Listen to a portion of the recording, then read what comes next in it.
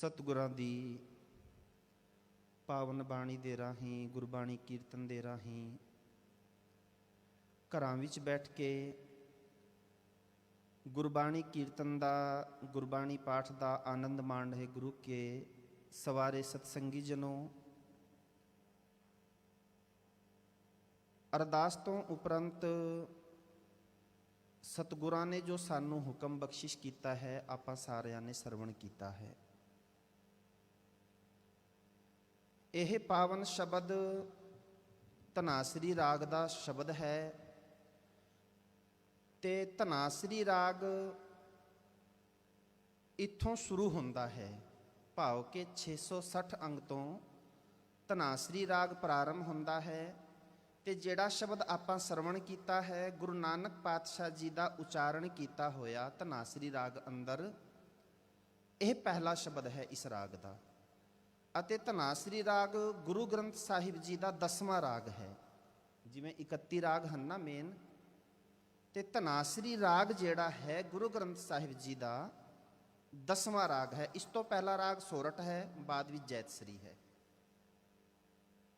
आपां सारियां ने सब तो पहला जिसनों आपां रोज़ अपने जीवन विच पढ़ते हाँ, जपते हाँ, मनते भी हाँ, मूल मंत्र का जाप करते भी हाँ, ते आपां सरवण किया है। ते गुरु ग्रंथ साहिब जी भी एक तो प्रारंभ होंदे हैं मूल मंत्र तो।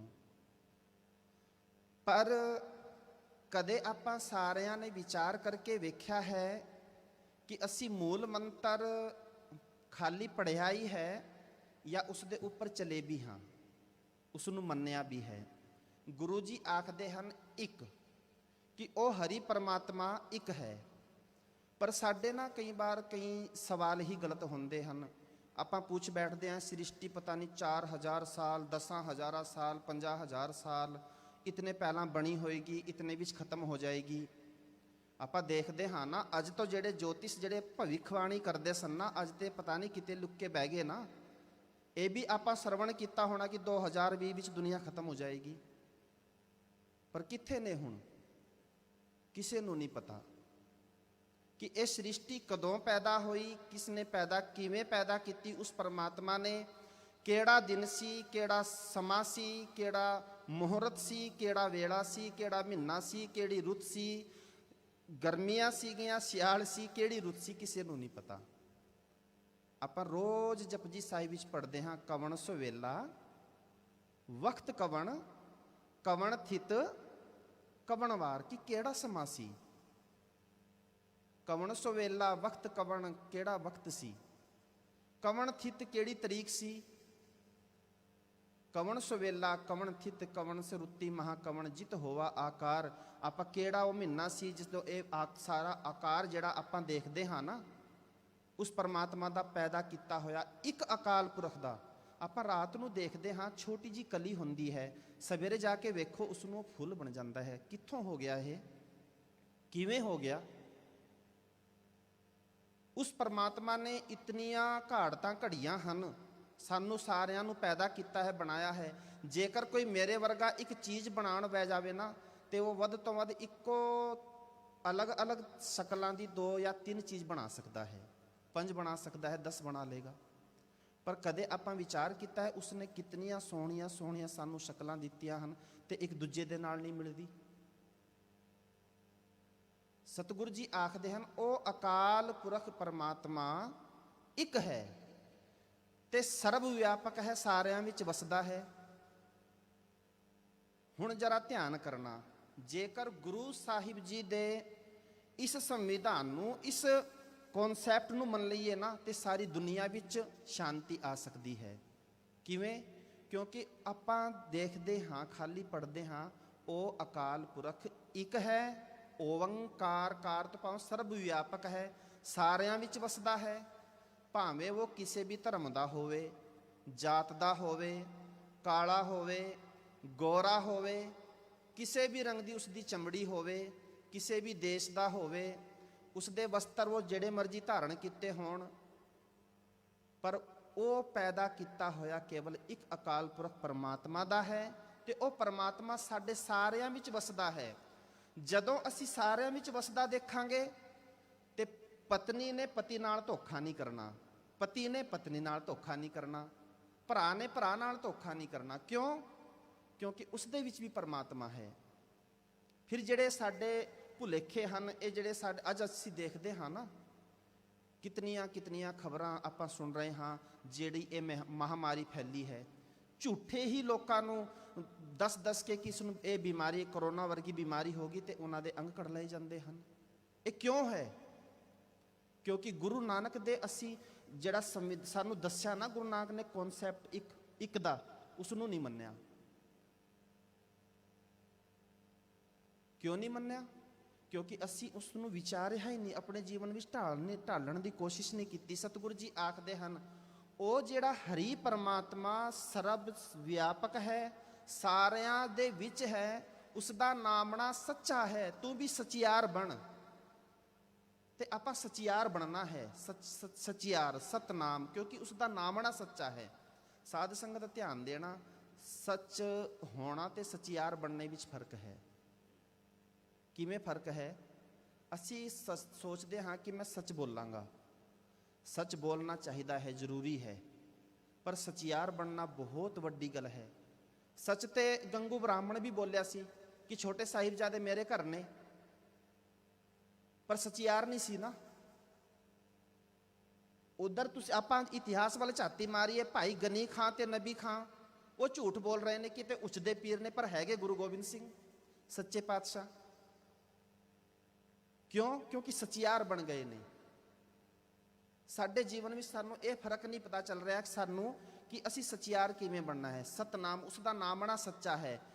ਕਰਤਾ ਪੁਰਖ ਪਰਮਾਤਮਾ ਸਾਰੀ ਸ੍ਰਿਸ਼ਟੀ ਨੂੰ ਬਣਾਉਣ ਵਾਲਾ ਹੈ, ਅਡੋਲ ਜਿਹੜਾ ਪਰਮਾਤਮਾ ਹੈ, ਸਾਰਿਆਂ ਨੂੰ ਪੈਦਾ ਕਰਨ ਵਾਲਾ ਹੈ, ਕਰਤਾ ਹੈ। ਇਹ ਆਪਾਂ ਸਾਰਾ ਕੁਝ ਦੇਖਦੇ ਹਾਂ, ਪਹਾੜ, ਦਰਖਤ, ਫੁੱਲ, ਸਭ ਕੁਝ, ਨਦੀਆਂ, ਨਾਲੇ, ਸਾਰੇ ਦੇਸ਼, ਉਸ ਧਰਤੀ ਦੇਖਦੇ ਹਾਂ, ਬ੍ਰਹਮੰਡ ਦੇਖਦੇ ਹਾਂ, ਕਿਸ ਨੇ ਬਣਾਇਆ ਹੈ? ਪਰਮਾਤਮਾ ਨੇ, ਕਿਉਂਕਿ ਉਹ ਕਰਤਾ ਹੈ। ਪਰ ਉਹ ਤੇ ਕਰਤਾ ਹੈ, ਤੂੰ ਕੀ ਸਿੱਖਿਆ ਹੈ? ਤੂੰ ਕਦੇ ਸਮਾਜ ਵਾਸਤੇ ਕਰਤਾ ਬਣਿਆ ਹੈ? ਜੀਵਨ ਵਿੱਚੋਂ ਦਸਵੰਧ ਕੱਢ ਕੇ ਕਿਸੇ ਭਲਾਈ ਦੇ ਕੰਮ ਤੂੰ ਆਪਣਾ ਇਹ ਹਿੱਸਾ ਪਾਇਆ ਹੈ, ਸੇਵਾ ਲਾਈ ਹੈ? ਤੂੰ ਕਰਤਾ ਨਹੀਂ ਬਣਿਆ। ਅਸੀਂ ਖੋਜ ਦੇਖੋ, ਆਪਾਂ ਇਹ ਲਾਈਟ ਦੇਖਦੇ ਹਾਂ, ਜਿਸ ਨੇ ਇਸ ਦੀ ਖੋਜ ਕੀਤੀ ਹੈ, ਸਾਨੂੰ ਇਹ ਲਾਈਟ ਬਣਾ ਕੇ, ਬਲਬ ਬਣਾ ਕੇ ਦੇ ਗਿਆ, ਕਰਤਾ ਬਣ ਗਿਆ। ਕਿਉਂ? ਕਿਉਂਕਿ ਉਸਨੇ ਪੈਦਾ ਕੀਤੀ, ਅਸੀਂ ਇਸ ਦਾ ਆਨੰਦ ਮਾਣ ਰਹੇ ਹਾਂ, ਇਸ ਨੂੰ ਹੰਡਾ ਰਹੇ ਹਾਂ। ਨਿਰਭਉ, ਨਿਰਭਉ ਤੋਂ ਭਾਵ ਹੈ ਉਹ ਹਰੀ ਪਰਮਾਤਮਾ ਡਰ ਤੋਂ ਰਹਿਤ ਹੈ। ਕਿ ਅਸੀਂ ਡਰ ਤੋਂ ਰਹਿਤ ਹੋ ਗਏ ਹਾਂ। ਘਰੋਂ ਸਰਦਾਰ ਜੀ ਚਲੇ ਨੇ ਬਾਹਰ ਤੇ ਮੁੜ ਕੇ ਵਾਪਸ ਆ ਗਏ, ਪਤਨੀ ਪੁੱਛਦੀ ਹੈ ਕੀ ਹੋਇਆ? ਕਹਿੰਦੇ ਬਿੱਲੀ ਨੇ ਰਸਤਾ ਕੱਟਤਾ ਜੀ। ਡਰ, ਇੰਨਾ ਡਰ? ਗੁਰੂ ਨਾਨਕ ਨੂੰ ਮੰਨਣ ਵਾਲਾ ਇੰਨਾ ਡਰ? ਫਿਰ ਪੁੱਛਿਆ ਕੀ ਹੋਇਆ, ਵਾਪਸ ਕਿਉਂ ਆ ਗਏ ਹੋ? ਕਹਿੰਦੇ ਕਿਸੇ ਨੇ ਨਿਛ ਮਾਰਤੀ ਸੀਗੀ। ਭਾਈ ਦਵਾਈ ਲਓ, ਨਿਛ ਅੱਜ ਤੇ ਆਪਾਂ ਲੈ ਰਹੇ ਹਾਂ ਨਾ ਦਵਾਈ। ਅੱਜ ਦੇਖੋ ਤੁਸੀਂ ਕੀ ਹਾਲ ਹੈ। ਜੇ ਕੋਈ ਜ਼ਿਆਦਾ ਨਿਛ ਮਾਰਨ ਲੱਗ ਪਏ ਤੇ ਉਸਨੂੰ ਦਵਾਈ ਲੈਣੀ ਪੈਂਦੀ ਹੈ, ਜੋਤਿਸ਼ਾਂ ਕੋਲ ਨਹੀਂ ਜਾਂਦਾ। ਪਰ ਅਸੀਂ ਡਰ ਸਾਡੇ ਮਨਾਂ ਵਿੱਚ ਬਿਠਾਇਆ ਗਿਆ ਹੈ, ਬੈਠ ਗਿਆ ਹੈ। ਨਿਰਵੈਰ, ਉਹ ਅਕਾਲ ਪੁਰਖ ਪਰਮਾਤਮਾ ਦਾ ਕਿਸੇ ਨਾਲ ਵੈਰ ਨਹੀਂ ਹੈ। ਕਿਉਂ? ਕਿਉਂਕਿ ਸਾਰਾ ਕੁਝ ਉਸਨੇ ਪੈਦਾ ਕੀਤਾ ਹੈ। ਪਰ ਜਦੋਂ ਅਸੀਂ ਦੇਖਦੇ ਹਾਂ ਕਿ ਇਹ ਅਸੀਂ ਨਿਰਵੈਰ ਕਿਵੇਂ ਬਣਨਾ ਹੈ, ਅਸੀਂ ਗਵਾਂਢੀ ਨੂੰ ਵੇਖ ਕੇ ਉਸ ਦੇ ਨਾਲ ਵੈਰ ਰੱਖਦੇ ਹਾਂ। ਕਿਤੇ ਸਾਡੇ ਗਵਾਂਢੀ ਦਾ ਬੱਚਾ ਜ਼ਿਆਦਾ ਪੜ੍ਹ ਲਏ, ਉਸ ਦੇ ਨਾਲ ਵੈਰ ਰੱਖਦੇ ਹਾਂ। ਸਤਿਗੁਰੂ ਜੀ ਆਖਦੇ ਹਨ, ਅਕਾਲ ਮੂਰਤ, ਉਸ ਅਕਾਲ ਪੁਰਖ ਪਰਮਾਤਮਾ ਦੀ ਜਿਹੜੀ ਹਸਤੀ ਹੈ, ਉਹ ਸਮੇਂ ਤੋਂ ਪਰੇ ਹੈ, ਸਮੇਂ ਵਿੱਚ ਨਹੀਂ ਆਉਂਦਾ। ਪਰ ਅਸੀਂ ਸਮੇਂ ਦੇ ਅਧੀਨ ਹਾਂ। ਜੇ ਕਿਸੇ ਕੋਲ ਥੋੜੀ ਦੇਰ ਬੈਠ ਜਾਈਏ ਤੇ ਸਮਾਂ ਆਪਣਾ ਉਸ ਦੀ ਸੰਗਤ ਕਰ ਲਈਏ, ਸਮਾਂ ਆਪਣਾ ਪ੍ਰਭਾਵ ਪਾ ਦਿੰਦਾ ਹੈ, ਅਸੀਂ ਝੂਠ ਬੋਲਣ ਲੱਗ ਪੈਂਦੇ ਹਾਂ। ਸਮੇਂ ਦਾ ਪ੍ਰਭਾਵ ਹੈ। ਅਸੀਂ ਬਚਪਨ ਸੀ, ਜਵਾਨੀ ਹੈ, ਬੁਢੇਪਾ ਹੈ, ਇੱਕ ਦਿਨ ਖਤਮ ਹੋ ਜਾਵਾਂਗੇ, ਸਰੀਰ ਸਾਡਾ ਨਾਸ ਹੋ ਜਾਏਗਾ। ਪਰ ਉਹ ਹਰੀ ਪਰਮਾਤਮਾ ਨਾਸ ਰਹਿਤ ਹੈ। ਸਮੇਂ ਦਾ ਅਸਰ ਸਾਡੇ ਤੇ ਹੈ, ਉਸ ਅਕਾਲ ਪੁਰਖ ਪਰਮਾਤਮਾ ਤੇ ਅਸਰ ਨਹੀਂ ਹੈ। ਸਤਿਗੁਰੂ ਜੀ ਆਖਦੇ ਹਨ, ਅਜੂਨੀ, ਉਹ ਜੂਨਾਂ ਵਿੱਚ ਨਹੀਂ ਆਉਂਦਾ, ਪਰ ਅਸੀਂ ਰੋਜ਼ ਭਟਕਦੇ ਹਾਂ। ਜਦੋਂ ਅਸੀਂ ਲਾਲਚ ਕਰਦੇ ਹਾਂ, ਸਰਪ ਦੀ ਜੂਨ ਭੋਗਦੇ ਹਾਂ। ਕਾਮ ਦੇ ਅਧੀਨ ਹੁੰਦੇ ਹਾਂ, ਹਾਥੀ ਦੀ ਜੂਨ ਭੋਗਦੇ ਹਾਂ। ਕਿੱਦਾਂ ਮਰਦੇ ਹਾਂ ਅਸੀਂ? ਬਾਰ-ਬਾਰ ਜਨਮਦੇ ਹਾਂ, ਮਰਦੇ ਹਾਂ। ਸੈ ਭੰਗ, ਉਸ ਦਾ ਪ੍ਰਕਾਸ਼ ਆਪਣੇ ਆਪ ਤੋਂ ਹੋਇਆ ਹੈ, ਕਿਸੇ ਨੇ ਪੈਦਾ ਨਹੀਂ ਕੀਤਾ। ਉਹ ਆਪਣੇ ਆਪ ਤੋਂ ਸਵੈ ਭੰਗ, ਸਵੈਮ ਤੋਂ ਉਸ ਦਾ ਪ੍ਰਕਾਸ਼ ਹੋਇਆ। ਪਰ ਅਸੀਂ ਕਦੇ ਆਪਣੇ ਆਪ ਤੇ ਨਿਰਭਰ ਹੋਏ ਹਾਂ?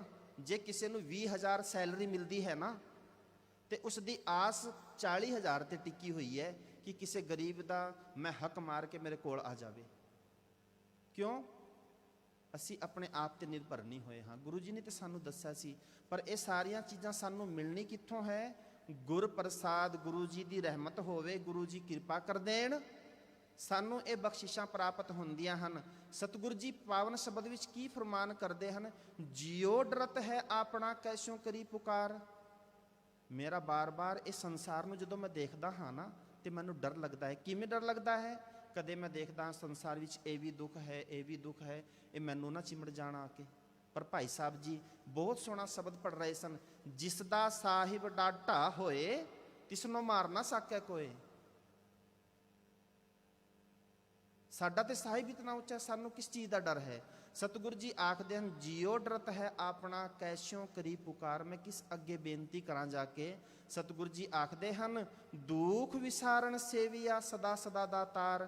ਜਿਹੜਾ ਦਾਤਾਰ ਪਿਤਾ ਹੈ, ਇੱਕ ਅਕਾਲ ਪੁਰਖ ਪਰਮਾਤਮਾ, ਉਸ ਦੇ ਅੱਗੇ ਬੇਨਤੀ ਕਰੀਏ ਤੇ ਸਾਹਿਬ ਸਤਿਗੁਰੂ ਜੀ ਫਰਮਾਨ ਕਰਦੇ ਨੇ, ਉਹ ਸਦਾ ਬਖਸ਼ਿੰਦ ਹੈ, ਦੇਣ ਵਾਲਾ ਹੈ, ਜੀਵਨ ਵਿੱਚੋਂ ਸਾਰੇ ਕਲੇਸ਼ ਖਤਮ ਕਰਨ ਵਾਲਾ ਹੈ। ਸਾਹਿਬ ਮੇਰਾ ਨੀਤ ਨਵਾਂ ਸਦਾ ਸਦਾ ਦਾਤਾਰ। ਉਸ ਦੀਆਂ ਕਿੰਨੀਆਂ ਬਖਸ਼ਿਸ਼ਾਂ ਹਨ ਸਾਡੇ ਤੇ। ਨੀਤ ਨਵਾਂ ਕਿਵੇਂ ਹੈ? ਜਦੋਂ ਸਤਿਗੁਰ ਦੇਣ ਤੇ ਆਵੇ ਨਾ, ਸਾਨੂੰ ਹਰ ਇੱਕ ਦਾਤ ਲੱਗਦੀ ਹੈ ਕਿ ਅੱਜ ਸਾਨੂੰ ਇਹ ਦਾਤ ਮਿਲੀ ਹੈ, ਵਾਹ। ਪਰ ਅਸੀਂ ਅਕਿਰਤ ਕਣਹਾ ਦੇ ਕੇ ਦਾਤ ਲੈ ਕੇ ਭੁੱਲ ਜਾਂਦੇ ਹਨ, ਭੁੱਲ ਜਾਂਦੇ ਹਾਂ। ਦਾਤ ਪਿਆਰੀ ਵਿਸਰਿਆ ਦਾਤਾਰਾ, ਕਿ ਹੁਣ ਤੇ ਦਾਤ ਪਿਆਰੀ ਹੋ ਗਈ ਹੈ, ਪਰ ਦਾਤਾਰ ਭੁੱਲ ਗਿਆ ਹੈ। ਸਤਿਗੁਰੂ ਜੀ ਆਖ, ਅੰਦਿਨ ਸਾਹਿਬ ਸੇਵੀਐ ਅੰਤ ਛਡਾਏ ਸੋਏ। ਸੁਣ ਸੁਣ ਮੇਰੀ ਕਾਮਣੀ ਪਾਰ ਉਤਾਰਾ ਹੋਏ। ਹੇ ਮੇਰੀ ਜਿੰਦੇ ਕਾਮਣੀ ਤੋਂ ਭਾਵ ਹੈ, ਹੇ ਮੇਰੀ ਜਿੰਦੜੀਏ ਸੁਣ, ਇੱਕ ਗੱਲ ਸੁਣ, ਧਿਆਨ ਨਾਲ ਸੁਣ, ਕਿ ਉਹ ਅਕਾਲ ਪੁਰਖ ਪਰਮਾਤਮਾ ਨੂੰ ਹਮੇਸ਼ਾ ਸਿਮਰਿਆ ਕਰ। ਅਨ ਦਿਨ ਅੰਗ ਸੰਗ ਸਹਾਈ ਸਮਝਿਆ ਕਰ ਉਸਨੂੰ, ਉਹ ਤੇਰੇ ਅੰਗ ਸੰਗ ਸਹਾਈ ਹੈ। ਅੰਤ ਛਡਾਏ ਹੋਏ, ਛਡਾਏ ਸੋਏ, ਅਖੀਰ ਉਸੀ ਹਰੀ ਪਰਮਾਤਮਾ ਦੇ ਨਾਮ ਨੂੰ ਨਾਮ ਨੇ ਤੈਨੂੰ ਇਸ ਜੀਵਨ ਵਿੱਚੋਂ ਤੇਰਾ ਪਾਰ ਉਤਾਰਾ ਕਰਨਾ ਹੈ। ਸਤਿਗੁਰੂ ਜੀ ਆਖਦੇ ਹਨ, ਦਇਆਲ ਤੇਰੇ ਨਾਮ ਤਰਾ ਸਦ ਕੁਰਬਾਨੇ ਜਾਉ। ਹੇ ਸਾਰਿਆਂ ਦੇ ਉੱਪਰ ਦਇਆ ਕਰਨ ਵਾਲੇ ਹਰੀ ਪਰਮਾਤਮਾ, ਮੈਂ ਸਦਕੇ ਜਾਂਦਾ ਹਾਂ, ਕੁਰਬਾਨ ਜਾਂਦਾ ਹਾਂ ਤੈਤੋਂ। ਤੇਰੇ ਨਾਮ ਦੇ ਨਾਲ ਜੁੜ ਕੇ ਮੈਂ ਇਸ ਸੰਸਾਰ ਸਾਗਰ ਤੋਂ ਪਾਰ ਹੋ ਜਾਵਾਂਗਾ। ਸਰਬੰਗ ਸਾਚਾ ਏਕ ਹੈ, ਦੂਜਾ ਨਾਹੀ ਕੋਏ। ਉਹ ਇੱਕ ਅਕਾਲ ਪੁਰਖ ਪਰਮਾਤਮਾ ਹੈ, ਜਿਹੜਾ ਸਾਰਿਆਂ ਵਿੱਚ ਵਸਦਾ ਹੈ, ਇਸ ਸ੍ਰਿਸ਼ਟੀ ਨੂੰ ਚਲਾਉਣ ਵਾਲਾ। ਪਰ ਅਸੀਂ ਅੰਦਾਜ਼ੇ ਲਾਉਂਦੇ ਹਾਂ, ਮਨੁੱਖ ਅੰਦਾਜ਼ੇ ਲਾਉਂਦਾ ਹੈ, ਪਰ ਮਨੁੱਖ ਨੂੰ ਤਾਂ ਆਪ ਦਾ ਨਹੀਂ ਪਤਾ, ਸਾਨੂੰ ਆਪ ਦਾ ਨਹੀਂ ਪਤਾ ਹੈ। ਜੇਕਰ ਅਸੀਂ ਇਸੀ ਰਾਗ ਦਾ ਅਗਲਾ ਸ਼ਬਦ ਪੜ੍ਹੀਏ ਨਾ, ਸਤਿਗੁਰੂ ਜੀ ਗੁਰੂ ਨਾਨਕ ਪਾਤਸ਼ਾਹ ਜੀ ਦਾ, ਹਮ ਆਦਮੀ ਹਾਂ ਇੱਕਦਮੀ ਮੁਹਲਤ ਮੁਹਤ ਨਾ ਜਾਣਾ। ਇੱਕਦਮ ਦੇ ਹਾਂ ਅਸੀਂ, ਕਿ ਇਹ ਜਿਹੜਾ ਸਾਹ ਅਸੀਂ ਲੈ ਲਿਆ, ਪਤਾ ਨਹੀਂ ਮੁੜ ਕੇ ਆਉਣਾ ਕਿ ਨਹੀਂ ਆਉਣਾ। ਪਰ ਅਸੀਂ ਪਰਮਾਤਮਾ ਦੀ ਪੈਦਾ ਕੀਤੀ ਹੋਈ ਸ੍ਰਿਸ਼ਟੀ ਦਾ ਅੰਦਾਜ਼ਾ ਲਾਉਣ ਬੈਠ ਜਾਂਦੇ ਹਾਂ। ਸਤਿਗੁਰੂ ਜੀ ਆਖਦੇ ਹਨ, ਸਰਬੰਗ ਸਾਚਾ ਏਕ ਹੈ, ਦੂਜਾ ਨਾਹੀ ਕੋਏ। ਉਸ ਤੋਂ ਇਲਾਵਾ ਹੋਰ ਕੋਈ ਐਸਾ ਨਹੀਂ ਹੈ। ਤਾਂ ਕਿ ਸੇਵਾ ਜੋ ਸੋ ਕਰੇ, ਜਾਂ ਕੋ ਨਦਰ ਕਰੇ, ਜਿਸ ਦੇ ਉੱਪਰ ਉਹ ਹਰੀ ਪਰਮਾਤਮਾ ਆਪਣੀ ਰਹਿਮਤ ਟਿਕਾ ਦੇਵੇ, ਬਖਸ਼ਿਸ਼ ਟਿਕਾ ਦੇਵੇ, ਉਹ ਪਰਮਾਤਮਾ ਉਸ ਨੂੰ ਆਪਣੇ ਚਰਨਾਂ ਨਾਲ ਜੋੜ ਲੈਂਦਾ ਹੈ। ਤੁਧ ਬਾਜ ਪਿਆਰੇ ਕੇਵ ਰਹਾ, ਸਾ ਵਡਿਆਈ ਦੇ ਜਿਤ ਨਾਮ ਤੇਰੇ ਲਾਗ ਰਹਾ। ਕਿ ਮੈਨੂੰ ਐਸੀ ਵੀ ਵਡਿਆਈ ਬਖਸ਼ਿਸ਼ ਕਰ, ਤੂੰ ਸਾਰੀਆਂ ਵਡਿਆਈਆਂ ਬਖਸ਼ਿਸ਼ ਕਰਨ ਵਾਲਾ ਹੈ, ਬਖਸ਼ਿੰਦ ਹੈ, ਸਾਰਾ ਕੁਝ ਦੇਣ ਵਾਲਾ ਹੈ। ਦੱਦਾ ਦਾਤਾ ਏਕ ਹੈ, ਸਭ ਕੋ ਦੇਵਨਹਾਰ। ਦੇਂਦੇ ਟੋਟ ਨਾ ਆਵਈ, ਆ ਗਨਤ ਭਰੇ ਭੰਡਾਰ। ਤੇਰੇ ਭੰਡਾਰਿਆਂ ਵਿੱਚ ਤੇ ਕੋਈ ਕਮੀ ਨਹੀਂ ਹੈ, ਪਰ ਤੂੰ ਇੱਕ ਐਸੀ ਵਡਿਆਈ ਮੈਨੂੰ ਬਖਸ਼ਿਸ਼ ਕਰ ਕਿ ਮੈਂ ਤੇਰੇ ਨਾਮ ਨਾਲ ਜੁੜ ਕੇ ਆਪਣੇ ਜੀਵਨ ਨੂੰ ਬਤੀਤ ਕਰ ਸਕਾਂ। ਸਤਿਗੁਰੂ ਜੀ ਆਖਦੇ ਨੇ, ਦੂਜਾ ਨਾ ਹੀ ਕੋਏ, ਜਿਸ ਆਗੇ ਪਿਆਰੇ ਜਾਏ ਕਹਾਂ। ਮੇਰਾ ਤੇਰੇ ਤੋਂ ਇਲਾਵਾ ਹੋਰ ਕੋਈ ਨਹੀਂ ਹੈ, ਜਿਸ ਦੇ ਅੱਗੇ ਮੈਂ ਜਾ ਕੇ ਆਪਣੇ ਮਨ ਦੀ ਬਿਰਥਾ ਸੁਣਾ ਸਕਾਂ, ਅਰਦਾਸ ਕਰ ਸਕਾਂ। ਸਤਿਗੁਰੂ ਜੀ ਆਖਦੇ ਨੇ, ਸੇਵੀ ਸਾਹਿਬ ਆਪਣਾ ਅਵਰ ਨਾ ਜਾਚੋ ਕੋਏ। ਨਾਨਕ ਤਾਂ ਕਾ ਦਾਸ ਹੈ ਬਿੰਦ ਬਿੰਦ ਚੁਕ ਚੁਕ ਹੋਏ। ਬਿੰਦ ਬਿੰਦ ਚੁਕ ਚੁਕ ਤੋਂ ਭਾਵ ਹੈ ਮੈਂ ਹਰ ਪਲ ਹਰ ਖਿਣ ਟੋਟੇ ਟੋਟੇ ਤੇਰੇ ਤੋਂ ਕੁਰਬਾਨ ਜਾਂਦਾ ਹਾਂ। ਸਾਹਿਬ ਤੇਰੇ ਨਾਮ ਵਿਟੋਂ ਬਿੰਦ ਬਿੰਦ ਚੁਕ ਚੁਕ ਹੋਏ, ਮੈਂ ਸਦਕੇ ਜਾਂਦਾ ਹਾਂ, ਹਰ ਪਲ ਸਦਕੇ ਜਾਂਦਾ ਹਾਂ। ਜਿਸ ਹਰੀ ਪਰਮਾਤਮਾ ਨੇ ਸਾਨੂੰ ਇਤਨਾ ਕੁਛ ਦਿੱਤਾ ਹੈ, ਰਹਿਣ ਨੂੰ ਚੰਗੇ ਚੰਗੇ ਘਰ ਦਿੱਤੇ ਹਨ, ਪਹਿਨਣ ਨੂੰ ਚੰਗੇ ਚੰਗੇ ਵਸਤਰ ਦਿੱਤੇ